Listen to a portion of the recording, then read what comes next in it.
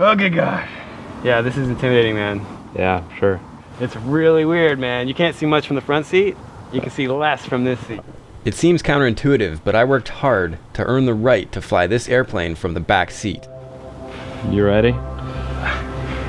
Yeah, I guess I have to be. Yeah, it is like an honor to be in Dennis's seat. Yeah. This airplane. Worked hard to get here. Just gonna try not to screw it up.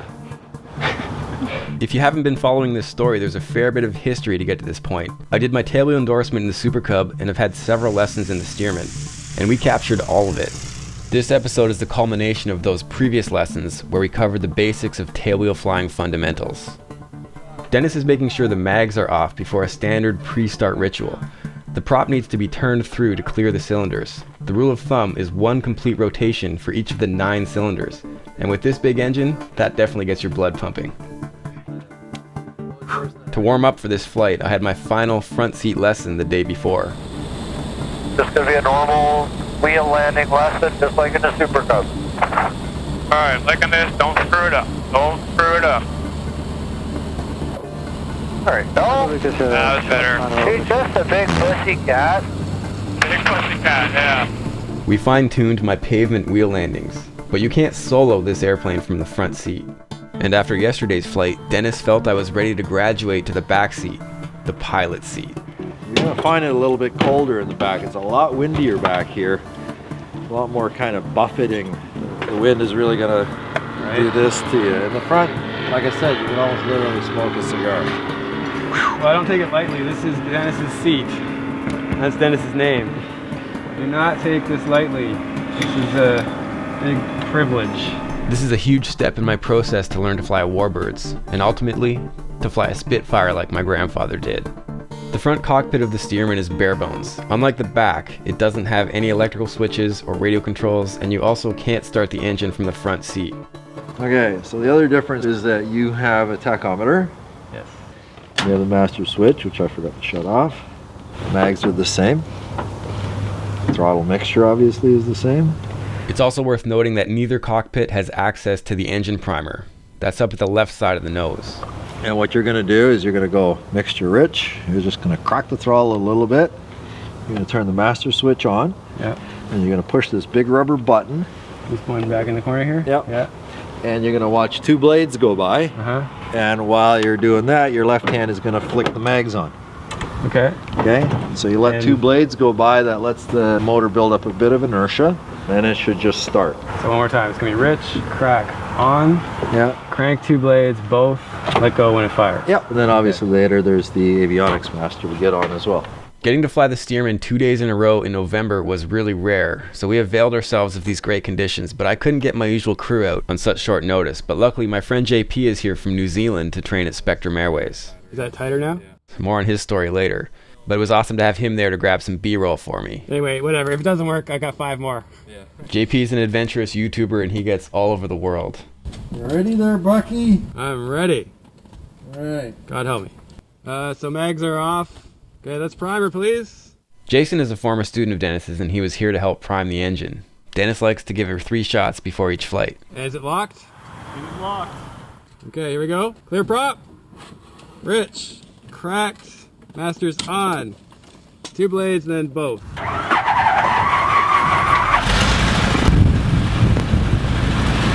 Check 1, 2, you got me?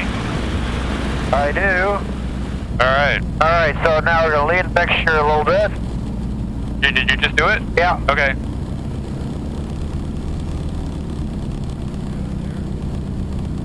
You're about 2 feet from the edge of the taxiway right now.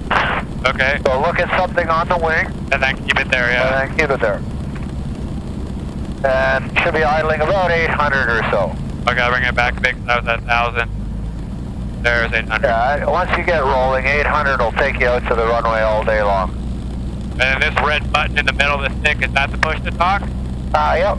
Okay. Yeah, I think just to keep your brain from starting on fire, I'll do the radio calls. Oh, you got a push to talk up there, I didn't read it. Okay. Dennis reviewed the subtle differences regarding taxiing from the backseat. It's really no difference in terms of how much you can see. So yeah, your advantage is as soon as you start S-turning, you see something before I do.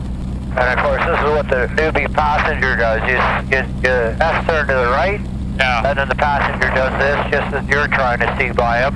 Right. Then you tell him to look the other way.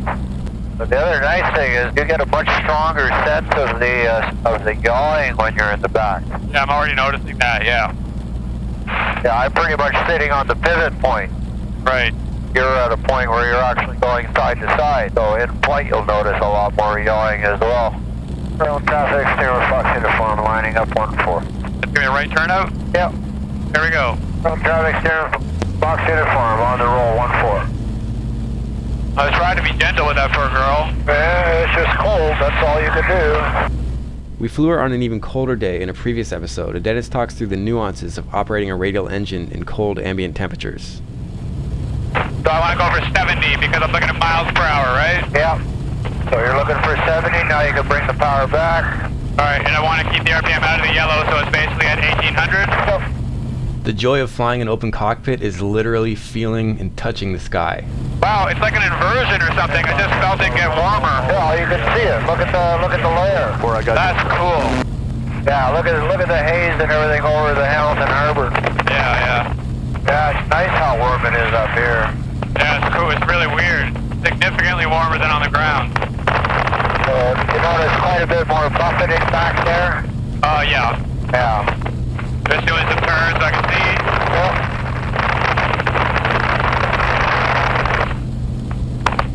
So I need to lean forward a little bit to not get wind on my mic. Or Yeah. maybe I need to twist it. And you probably noticed that when you're filming me and I'm in the back, that I'm always leaned forward. I did notice that. Okay, so that's why. That's why. Cool. Despite not being able to see much directly ahead, the visibility to the sides is really awesome from the back seat. Alright? Alright, so we'll fly overhead and descend for the left downwind for 1-4. As with previous lessons, we're doing tight low circuits at 500 feet. 13.5 puts you 500 AGL. So, mixture rich. Mixer rich. Okay, belts are buckled. Affirmative. And if you bring the trim up to neutral, Oh yeah, I forgot about that. then Over here. then it'll be all set up for a 3-pointer. We joined mid downwind, so I didn't really have time to get stabilized for this one. Wow, we're sinking a lot more than yesterday. Is that... Oh, you're 2 nose down. Hey now. alright. Careful, because you're pulling and slowing down in a bank. This is a great way to stall the airplane. Okay, well, that touched down a little sooner than I thought, but not bad. We'll stop it? Uh-huh. Dennis explained my mistake with that approach. Okay, Yeah, so you just pushed the nose down a little too aggressively. I think I felt like I was so nosed up with all this blocking. Yes, I need to Right. get used to the sight line. Yeah, and the other thing is too, is that if you put the trim to neutral, that's about 60 knots. Oh, So yeah. you really that's shouldn't have the pull. to. You shouldn't have to feel any push or pull. It should just do it on its own. Right. Okay, so yeah, things happened a little fast there, but I didn't feel... I think that it wasn't really stabilized yet. You weren't in the circuit or in the downwind long enough. Right. Our plan is to do tight low circuits with full stop landings and backtracks, but that one was really tight and it was more of a half circuit because we joined mid downwind, so I'm gonna have a little more time to think on the next ones. Pivot it right on a dime. Can't hurt the tire on the grass. There you go. That's cool. Alright. Heels on the floor, mixture rich. Mixture is rich, and away we go. There we go. And I'm trying to be really gentle with the throttle inputs. Was that too slow on the power? No, Okay, I just didn't want to punch it. no, gentler the better. So again, check the other videos for takeoff and normal procedures. I'm just gonna skip up to the downwind leg to continue talking about landings. Wow, the light is beautiful right now, man. Yep. Yeah, so what you're going to notice, I mean, one is instinctively you should always lower the nose in this airplane when you pull the power back. But the other is don't push it down, just let it down and then start arcing it around. Right. See, doesn't that feel much more normal? That's more normal. It's just that if I look forward, I feel like my brain says, oh my god, your nose up. Yeah. I need to not let that... No, we got a little bit of a breeze here, so we're losing a bit of the energy that we need to get to the runway. So we're going to have to add a little bit of power. So I could have made a little steeper turn. No, you're good. It is what it is. Okay, so I'll start the turn earlier next time. Yeah. Okay. Alright, power back.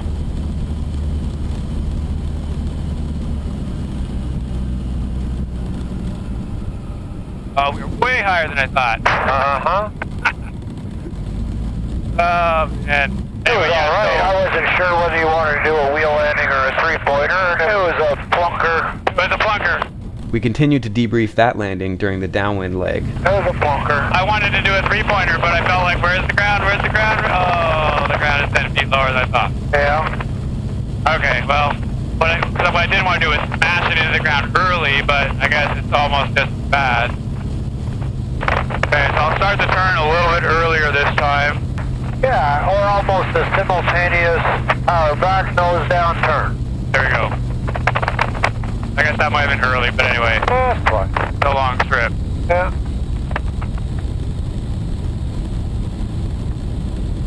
Okay, so I'm going to try to not flare high. Well, yeah, just flare just the right amount. Sometimes you can even just feel the wheels just brushing the grass. Well, yeah, if you manage to get your descent rate to be 0, yeah. I like the guy's quote. Just before you hear the sound of a cat peeing on wet grass. Okay, so we're definitely higher this time. That's okay. Yep, It's that's going all to right. be You got a to nod to room. full stop.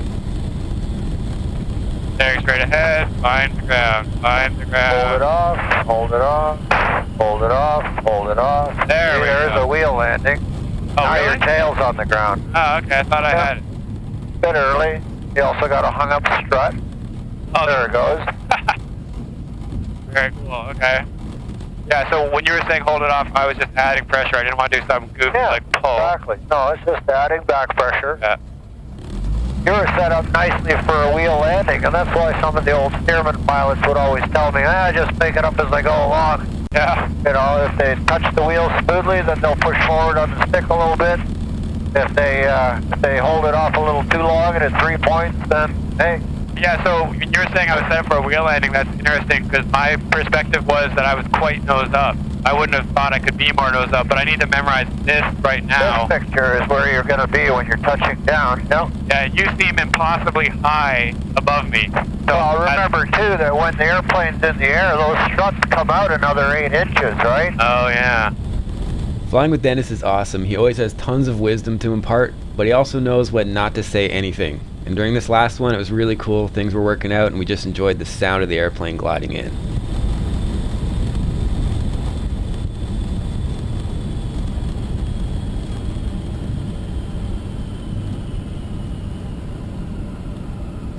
That's how we do it. Alright, well, let's go. What an awesome day. Yeah, man, this is such a bonus. 2 strangely warm days in November in a row. Oh, that's awesome.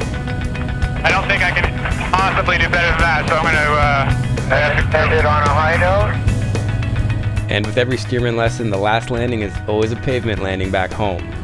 Well, what do you think? You're going to try a wheelie on the pavement? I'm up for it. So I'm going to start heading towards the numbers. Yep, he's clearing the runway. Uniform 514 Burlington. Feel that temperature change just then? Yeah, Wow. bizarre, right? The pavement's a lot more narrow than the grass we'd just been landing on, so I probably should have slipped it in to be able to see where I was going. But we've been working on coordinated approaches for this entire lesson, and I was afraid to change anything for this challenging pavement landing. Yeah, so I see what you mean. Like, this is the time where I'd want to be in a slip because now I see nothing. Yeah, it's power. You're right a little bit. I had no idea how my alignment was short final, so we'll definitely work on slipping approaches next time. There you go. Nice. Now you got a left strut up. I do. Yeah, there you go. Now she's settled. Little swervy usually fixes it. Oh, it's cold down here. Thanks so much to the supporters on Patreon for helping me live and share these dreams. And the sponsors are awesome. 2015 ended with our biggest monthly contest to date, and Stephen Yike won $2,000 worth of stuff. This month we've got an even bigger total prize value, and iCloth Avionics is throwing an iPad mini into the pot. Please visit flightchops.com to see how you can win. I love giving this stuff away to viewers, and as always, keep your flight chops sharp. Alright. I don't know what kind of footage I'll get on that head cam. It was really getting its ass kicked. Yeah, it's okay. I have 5 other angles. I'll have something.